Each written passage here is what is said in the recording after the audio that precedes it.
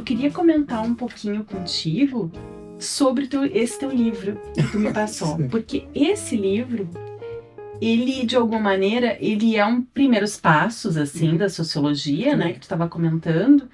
E ele é um livro introdutório. E qual foi a tua motivação de criar um livro de introdução e que tem um registro diferente do registro que a gente faz dentro da academia, com até mesmo a linguagem diferente?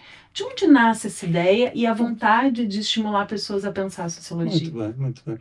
Eu tenho muito gosto. Esse livro é, de facto, já bastante antigo, é de 1992, não é?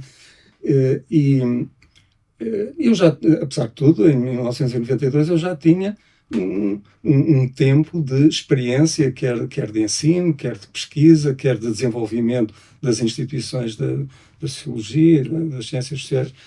E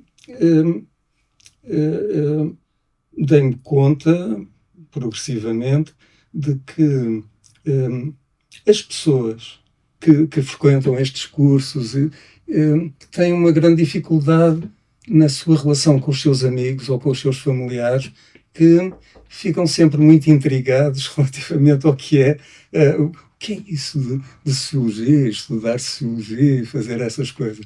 Na altura havia, claramente, com os meus colegas e depois com os meus alunos, havia sempre um grande interesse, uma grande motivação, mas ao mesmo tempo um certo desconforto quanto à dificuldade de explicar o significado deste tipo de conhecimentos, deste tipo de pesquisas, etc.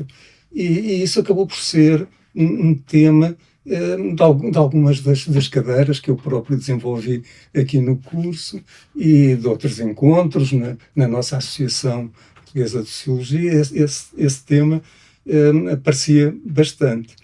E então, às tantas, para mim foi natural que poderia ser interessante escrever um pequeno livro que ajudasse a fazer essa interlocução com esse envolvimento mais terno, digamos assim, relativamente ao que é a atividade e o conteúdo das ciências sociais, em particular focado na sociologia. Isto é uma dinâmica. Outra dinâmica que se cruzou com esta é a atividade editorial. Isto é, havia uma editora que tinha uma coleção justamente para divulgar livros de caráter simples, mas supostamente com qualidade, que pudesse divulgar domínios de conhecimento variados, não é? Então, essa editora, que estava a lançar os seus primeiros títulos, contactou-me e isso confluiu muito com esta dinâmica, esta preocupação que eu estava falando atrás, e fiquei muito interessado. Isto é uma boa ideia. Vou dedicar, foi o que aconteceu, dediquei 3 meses a redigir esse livro. Claro que não foi simples, mas foi uma atividade muitíssimo gratificante. Gostei imenso de fazer essa tentativa e depois pensei que para fazer um livro deste género, mais importante, em vez de fazer grandes definições abstratas, o mais interessante era ilustrar o que é que fazem os sociólogos, não é? E portanto, o livro é todo organizado através de pequenos subcapítulos, digamos assim, ilustrando o que é que uma socióloga ou um sociólogo estavam fazendo nessa altura em Portugal, e já havia um conjunto significativo de pesquisas que estavam a dar conhecimento,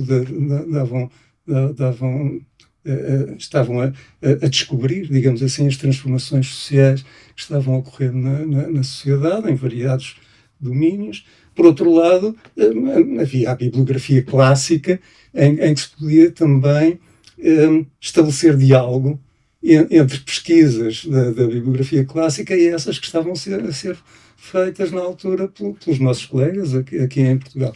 Então, o livrinho é todo feito com pequenos exemplos, não é? E na introdução digo qualquer coisa desse género, quando nos procuram perguntando o que é isso da sociologia, podemos tentar responder por definição ou podemos tentar responder por ilustração de pesquisas. E este livrinho é uma tentativa de tentar responder através de ilustrações por pesquisas. Então agora a gente chega nessa ideia de tu querer, de alguma maneira, a partir da perspectiva desse livro, que é uma introdução à sociologia, a gente chega numa disciplina que aqui no Esquitê me chamou muito a atenção e que acredito que ela é uma disciplina que expande os conhecimentos, não só como livro, o que é sociologia, a partir de Antônio Firmino da Costa traz, eu acho que essa possibilidade de ilustrar o que é a sociologia, mas essa disciplina que eu acabei fazendo em português, através de 2 professores, que é a Rita Cachado e o Otávio Raposa, e fiz em inglês também com a Rita Cachado. Ou seja, eu queria entender ela por várias perspectivas. Achei ela de uma grandiosidade de um alargamento mesmo, porque ela posiciona a pesquisa num processo metodológico muito interessante de um passo a passo. E aí eu queria saber de ti, de onde nasce essa pesquisa de terreno, essa proposta de pensar uma disciplina que alarga as possibilidades de pensar pesquisa, sobretudo qualitativa, para alunos que não são necessariamente da sociologia. Onde nasce e como ela foi pensada? Por que ela foi pensada? Né? Claro. Na verdade são 2 perguntas, ou pelo menos há 2 respostas, não é? Por um lado, como é que esse conceito metodológico de pesquisa de terreno me surgiu, não é? E isso é muito anterior à criação depois de uma cadeira sobre pesquisa de terreno. E isso surgiu logo das minhas pesquisas iniciais, não é? Que muitas delas, não todas, mas a maior parte, foram feitas nesse registro de uma pesquisa situada em terrenos, de forma prolongada, conversando com as pessoas, olhando para o cotidiano, para os acontecimentos, para as situações, e esse tipo de pesquisa foi sempre para mim muito relevante, não é? Porque, enfim, podemos conversar mais sobre isso. Há aí uma confluência de dimensões analíticas e uma capacidade de aprofundamento do conhecimento sobre as realidades sociais e sobre as suas mudanças. E portanto, há um certo, da minha parte, foi sempre muito importante tentar desenvolver pesquisas dessa maneira. Não exclusivamente, porque eu sou muito a favor de que não há que ignorar as virtualidades de outras pesquisas, e há certos problemas ou de certos objetos de estudo que precisam de outras maneiras de abordar. Mas muitos deles podem, vantajosamente, ser feitos desse modo. E então, desde as minhas pesquisas iniciais, que continuei a desenvolver esse tipo de abordagem, fui escrevendo também alguns textos sobre isso, ou como textos próprios sobre a pesquisa de terreno, ou então, à medida que ia escrevendo sobre as pesquisas, ia escrevendo também sobre esse procedimento e a maneira como ele se encadeia com o próprio objeto de estudo. É uma coisa que às vezes os metodólogos mais formalistas não percebem bem, é que uma coisa é o conteúdo, outra coisa é a metodologia, como se fossem compartimentos estanques, e na verdade eu acho que nós conseguimos apreender melhor um processo de conhecimento se estabelecermos um diálogo entre o processo metodológico e a substância das realidades sociais em que estamos envolvidos. Bom, isso é uma conversa longa, de que eu gosto muito, e em geral nos textos, nos livros, nos artigos que fui escrevendo sobre as minhas pesquisas, estabeleço muito esse diálogo, não é? Uma boa parte das descobertas sobre as situações, sobre os terrenos que estão a ser tomados como objeto de análise, os problemas de pesquisa, muitos deles acabam por ser suscitados, os desenvolvimentos mais interessantes acabam por ser suscitados por um diálogo com as ações metodológicas que desenvolvemos no próprio terreno, não é? Bom, é uma conversa desse género que me acompanhou desde que eu comecei a fazer pesquisa em ciências sociais. Bastante mais tarde, eu envolvi muitas vezes na reorganização dos planos de estudos, de licenciaturas, de mestrados, de programas doutorais. Foi uma das atividades que eu fui desenvolvendo ao longo dos anos. E, a partir de certa altura, já há bastante tempo, propus introduzir elementos de aprendizagem acerca da pesquisa de terreno na constituição dos planos de estudos, logo nas licenciaturas. Depois também nos mestrados e nos doutoramentos, mas agora talvez mais interessante seja falar das licenciaturas. E a certa altura introduziu-se no plano de estudos de licenciatura em Sociologia uma cadeira de pesquisa observacional. Porquê? Porque a ideia é que os instrumentos de pesquisa e análise poderiam ser com vantagem proporcionados aos estudantes, não só através de cadeiras mais sistemático-abstratas acerca do método, mas através de um trio de cadeiras acerca dos instrumentos acionados na realidade, não é? Quando se avança com as suas respectivas utilizações. E para falar só de uma maneira muito rápida, uma dessas cadeiras era sobre um instrumento fundamental que é a bibliografia. É preciso usar a bibliografia. Então, havia um laboratório a partir dessa altura de usar bem, não é? E extrair potencialidades desse elemento fundamental de produção do conhecimento, que é a utilização da bibliografia especializada e aprofundada. Outra unidade curricular, nós chamamos isto de laboratórios, para distinguir um pouco das cadeiras mais de sistematização teórica do método, não é? O outro era sobre como utilizar na pesquisa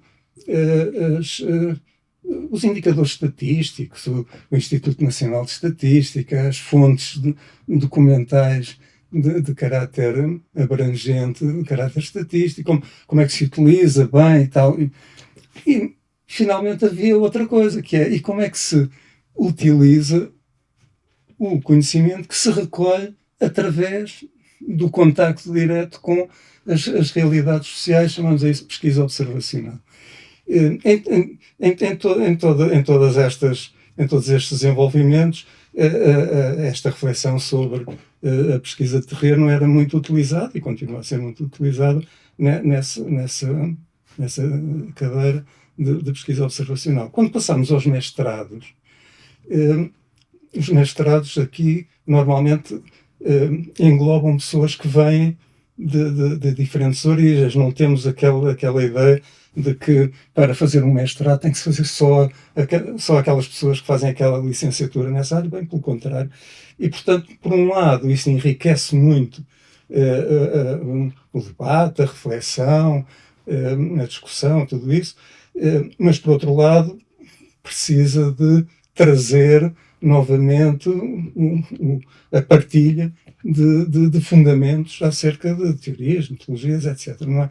E nessa altura, como já estava muito disponível o conceito de pesquisa de terreno e a bibliografia respectiva, nessa altura acabámos por pôr essa unidade curricular, como se chama a cadeira, em pesquisa de terreno, que funciona em muitos mestrados, não é?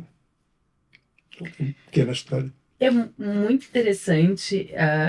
Eu participei dessa disciplina e tive uma aula de dar aula, né, desse procedimento. Uhum. E me parece que a pesquisa de terreno, além de ser provocar essa possibilidade interdisciplinar, ela também provoca uma leitura da própria sociologia Claro. a partir de um novo lugar, porque Claro. ela tem uma relação muito próxima com a antropologia. Claro. Ela não é uma sociologia pura, mas ao mesmo tempo também, porque se a gente for olhar a sociologia, a gente olha de alguma maneira para uma macrosociologia. Sim. E uma especialidade tua, do teu trabalho, da forma de tu trabalhares, é a ideia de pensar uma microsociologia, Claro. poderia ser assim dito, ou como é que tu trabalha essa ideia de Sim. bairro, de espaço, de contato direto, que está muito alinhado com a antropologia. Sim. A pesquisa de terreno seria um paralelismo ali com a pesquisa de campo, ou ela traz uma unidade um pouco mais macro? Eu tenho uma certa dificuldade em rigidificar muitas categorias, não é? Se é macro, se é micro, se é antropologia, se é sociologia. Na verdade, essas coisas são incontornáveis, porque existem, estão disponíveis na nossa cultura e na nossa comunicação, mas não podemos rigidificar muito o seu significado, não é? As categorias são instrumentos para nos entendermos, não é? Para nos entendermos connosco próprios, no pensamento, e para nos entendermos com os outros. E às vezes, como nós sabemos na conversação, as pessoas nem sempre utilizam o mesmo repertório vocabulário, não é? E às vezes há equívocos que as pessoas ficam presas ao significante e não tanto ao significado, não é?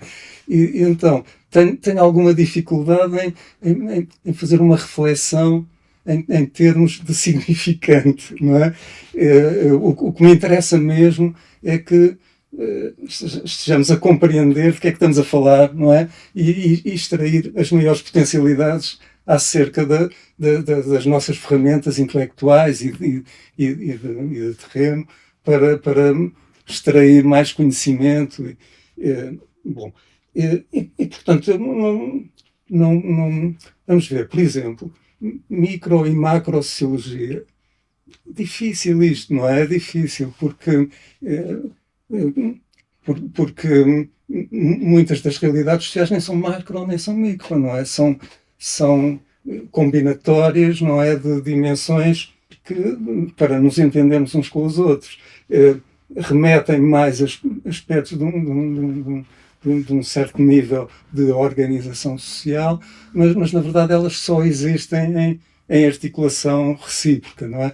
Por exemplo, boa parte das minhas pesquisas foram uma tentativa de centrar a pesquisa nem no macro nem no micro, mas o que os organizadores de sistematizações, que eu tenho alguma dificuldade, mas podíamos chamar meso, não é?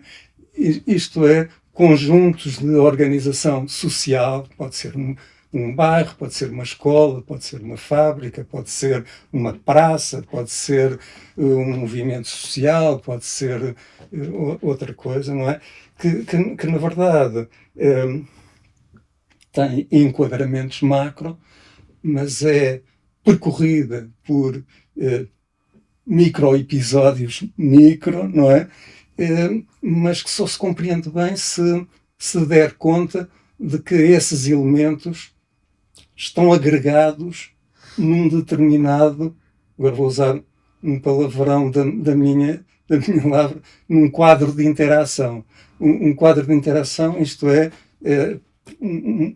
um contexto especificado com uma certa coerência, mas pode ser vaga também, não é? E nisso acontecem episódios de interação entre os vários protagonistas da atividade social, não é? Então, esses quadros de interação trazem elementos micro, trazem elementos macro, mas não são pura e simplesmente macro, nem pura e simplesmente micro, mas um reenvolvimento desses aspectos numa contextualização específica. Isto é uma conversa um bocado abstrata, mas só para tentar clarificar porque é que eu estou a falar de pesquisa de terreno. A pesquisa de terreno é boa para analisar os quadros de interação, não é?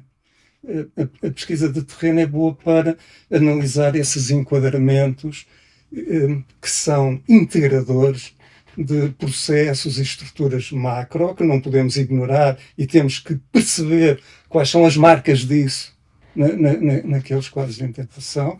Por outro lado, temos os indivíduos, os episódios conversacionais ou relacionais, etc., em que a sua vida cotidiana é preenchida, não é? Mas quando analisamos esses quadros de interação, temos que conhecer algo que vem, se quisermos usar este tipo de terminologia, do lado micro, não é? Mas se juntarmos apenas as instituições e os indivíduos, não percebemos nada do que é que acontece naqueles contextos. É preciso fazer uma pesquisa de terreno no terreno, nesse contexto em que ocorrem os episódios, em que agem, pensam e conversam as pessoas, mas, por outro lado, não abstratizando isso dos condicionamentos e das influências capacitadoras de estruturas, instituições e culturas mais abrangentes, e, por outro lado, tudo isso sobre a microinteração, digamos, não é? Então, a pesquisa de terreno acho que é uma escolha de... não sei se a boa ideia, se a melhor escolha de palavras é escolha, não é?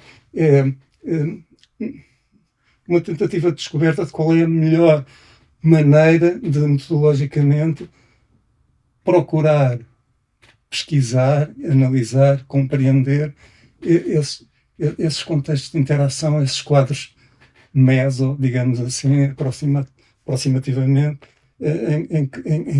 em que ocorrem realidades que também não são só episódicas. Um quadro de interação não é só uma situação.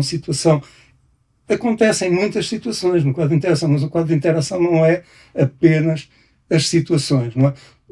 Por outro lado, não é as instituições e as grandes estruturas. Elas estão lá todas presentes, mas são refratadas de outra maneira, com um particularismo próprio naquela contextualização. Ora bem, qual é a melhor maneira de pesquisar isso? Nós podíamos analisar os atos de interação através de entrevistas pessoais, através de filmagem de episódios. Ótimo, não é? Por outro lado, podemos analisar as instituições, as estruturas, os grandes processos de transformação, e para isso temos que recorrer a documentos históricos, a informações estatísticas, por aí fora, não é? Mas quando queremos captar essa realidade e essa dinâmica dos quadros de interação, a melhor maneira de o fazer foi o que me pareceu que funcionava melhor, era irmos para lá, não é? Isto é, tomar contacto direto, não de uma maneira estritamente episódica, não é? Mas tomar contacto de forma suficientemente continuada e aprofundada para nos darmos conta da subtileza de todos esses relacionamentos e todos esses processos. E para isso é importante ter um lado presença, por outro lado essa presença ser continuada, por outro lado essa presença deveria envolver contacto conversacional com as pessoas, mas não muito formalista, digamos, não perturbando demasiado. Há sempre uma perturbação, uma interferência, mas a interferência pode ser até um elemento de conhecimento, desde que não adultere de uma maneira excessivamente artificial essa conversação. Depois há a observação dos episódios e depois há a acumulação de episódios ao longo do tempo que nos vai dando conta de outro elemento fundamental do tecido social, é que ele está sempre em transformação, não é? Então, a minha ideia de pesquisa de terreno não é tanto criar labels, não é? Se as pessoas quiserem chamar a isso trabalho de campo, etnografia, estudo de caso, o que quiserem, não é? Mas, às vezes, estas terminologias estão demasiado saturadas por conotações espúrias, não é? Portanto, a mim pareceu-me, pelo menos, que havia um certo refrescamento terminológico designando este tipo de abordagem como pesquisa de terreno. Entretanto, como passaram décadas, talvez esteja também já contaminado por demasiadas conotações, mas isso vai dependendo das pessoas que utilizam, não é? É mesmo assim.